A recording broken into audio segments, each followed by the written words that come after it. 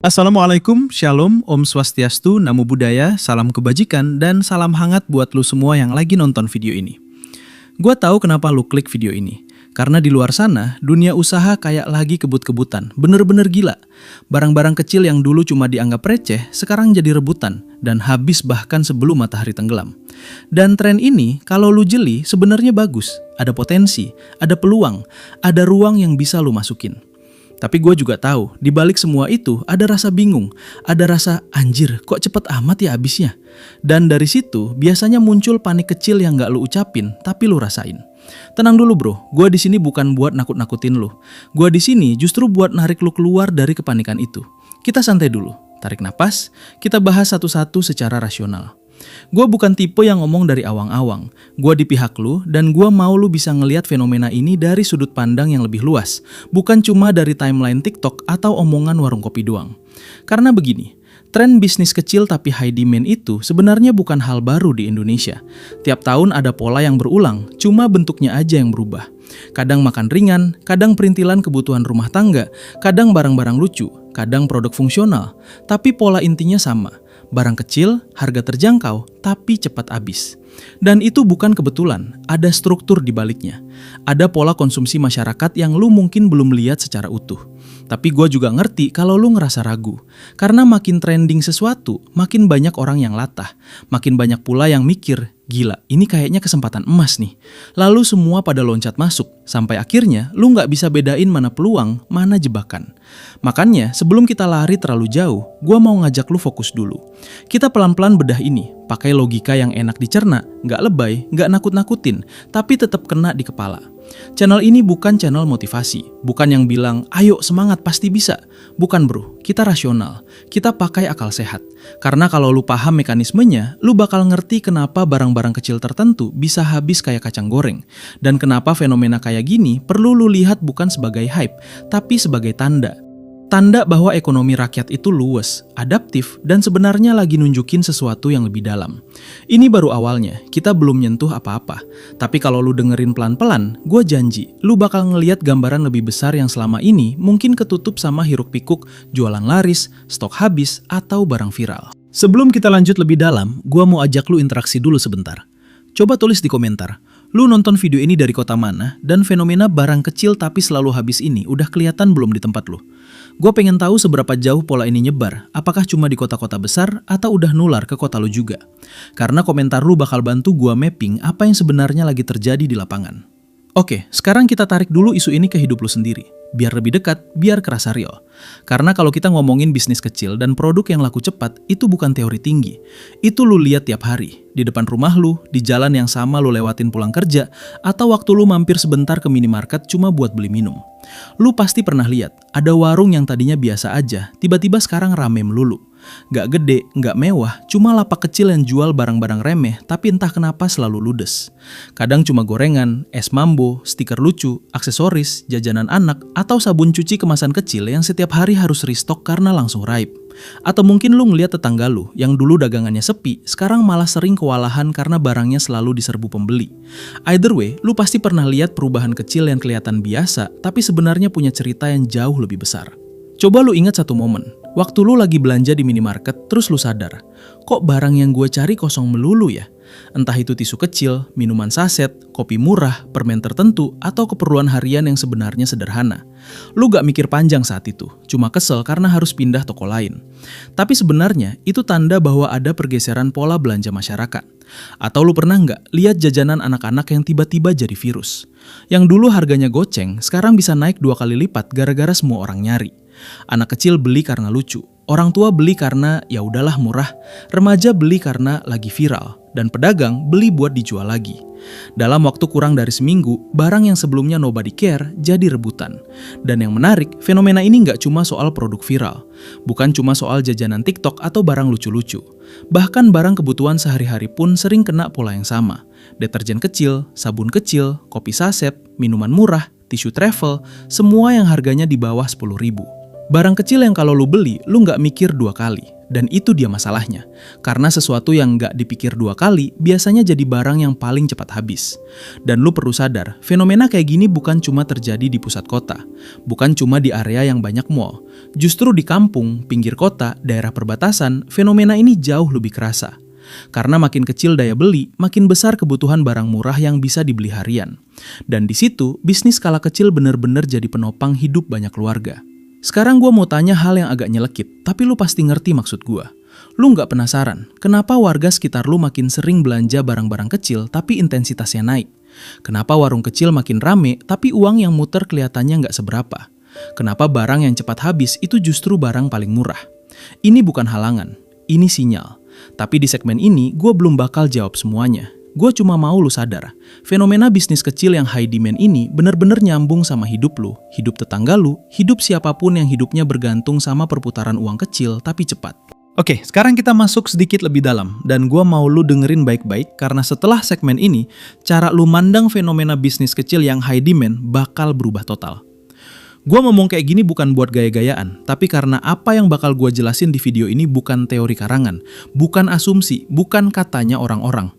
Ini semua kejadian nyata, kasus nyata, pola yang udah kelihatan jelas di banyak kota, dan datanya udah ada di mana-mana kalau lu mau gali. Cuma bedanya, di sini gua rangkum pakai bahasa yang gampang lu telen dan gak bikin lu mumet. Gue udah ngikutin tren usaha kecil ini dari beberapa tahun lalu. Dari mulai warung kopi cangkir kecil yang dulu cuma buat nongkrong, sampai akhirnya berubah jadi jaringan raksasa. Dari pedagang ciki kiloan di pinggir pasar yang dulu dianggap usaha receh, sampai akhirnya punya omset belasan juta per minggu karena demand-nya nggak pernah berhenti. Dari penjual snack rumahan yang awalnya cuma jadi sampingan, sampai akhirnya kalah stok terus karena tiap hari pesanan numpuk. Semuanya itu kejadian nyata, dan gue ngeliat langsung bagaimana pola yang sama berulang. Kecil, murah, gampang dibeli, cepat habis. Dan gue tahu lu pengen tahu, apa dampaknya buat gue? Apa yang harus gue siapin? Kenapa barang kecil bisa ngalahin bisnis gede dari sisi kecepatan muter uang? Tenang, belum sekarang gue jabarin dampaknya. Karena kalau gue buka semua sekarang, ritme cerita bakal lompat dan lu gak bakal ngerti konteks besarnya. Yang jelas, video ini bakal ngebawa lu ke gambaran lengkap yang jarang orang mau ceritain. Bukan cuma soal barang yang cepat habis, tapi kenapa itu bisa terjadi, apa faktor ekonominya, gimana perilaku masyarakat ngedorong tren ini, dan apa hubungan antara daya beli, kebiasaan belanja harian, dan laju permintaan yang tiba-tiba naik. Semua bakal gue buka, tapi pelan-pelan. Dan sebelum gue lanjut, gue minta satu hal kecil. Kalau lu ngerasa video ini ngasih lu perspektif baru yang jarang lu denger, bantu like dulu dan subscribe biar lu nggak ketinggalan segmen berikutnya. Bukan karena gue ngejar angka, tapi karena lu bakal butuh lanjutannya buat ngeliat gambar besarnya sampai tuntas. Sekarang lu udah siap. Di segmen berikutnya, kita mulai bongkar dampak utama. Dan di situ, banyak orang biasanya baru sadar bahwa mereka selama ini cuma lihat permukaan. Sekarang, kita mulai masuk ke inti masalah yang biasanya orang cuma lihat setengahnya. Karena kalau lu perhatiin, fenomena barang kecil cepat habis ini bukan cuma soal dagangan rame. Bukan cuma soal demand tinggi. Dampak utamanya jauh lebih besar dari itu. Dan gua mau lu ngerasain logikanya dulu sebelum gua tarik bukti nyatanya ke meja. Secara umum, masyarakat kita itu pola belanjanya udah berubah. Orang makin sering beli barang kecil karena lebih gampang dikontrol. Lu nggak kerasa ngeluarin uang, tapi kalau dijumlahin sebulan itu lebih gede dari satu kali belanja besar. Ini logika yang udah dipercaya banyak orang tanpa mereka sadari. Dan di titik inilah, bisnis kecil yang ngejual barang-barang murah jadi punya kekuatan besar.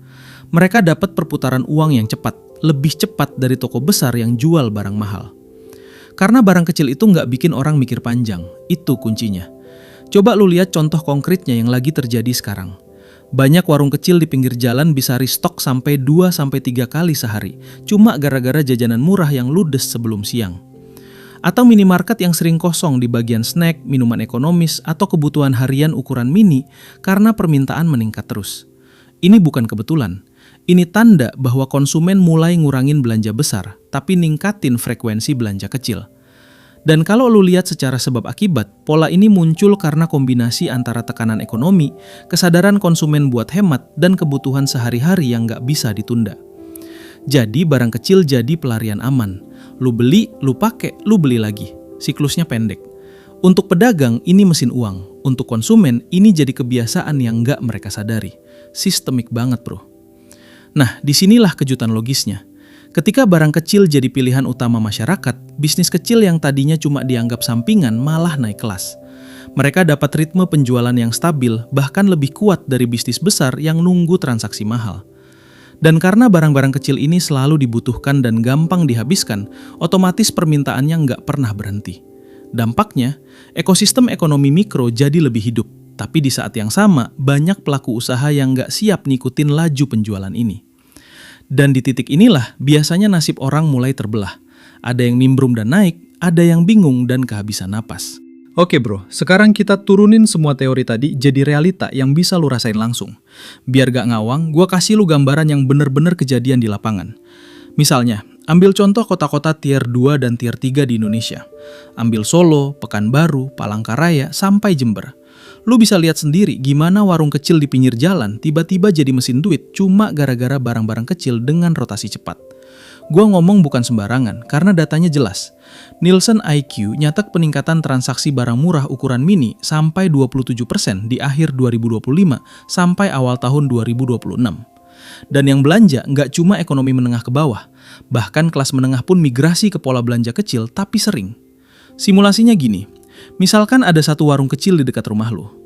Dia jual kopi saset, tisu mini, permen, minuman ekonomis, sabun cuci kecil. Harga semuanya di kisaran 2.000 sampai 6.000 rupiah. Kelihatannya receh, tapi perputaran uangnya gila. Dalam satu hari, dia bisa ngejual 120 sampai 180 item kecil. Katakan rata-rata margin 500 rupiah aja per item. Itu berarti 60 sampai 90 ribu per hari cuma dari margin barang murah. Sebulan, 2 juta lebih. Itu baru dari barang kecil, belum termasuk rokok, pulsa, dan barang lain yang lebih tinggi marginnya. Dan di sisi lain, banyak pedagang yang nggak siap dengan perubahan ritme ini. Mereka masih mikir stok harus besar dan mahal buat dapat untung. Tapi kenyataannya, yang jalan justru yang kecil-kecil. Itu yang ngebelah nasib. Yang bisa adaptasi sama pola baru ini naik. Yang kagok dan keras kepala malah tumbang.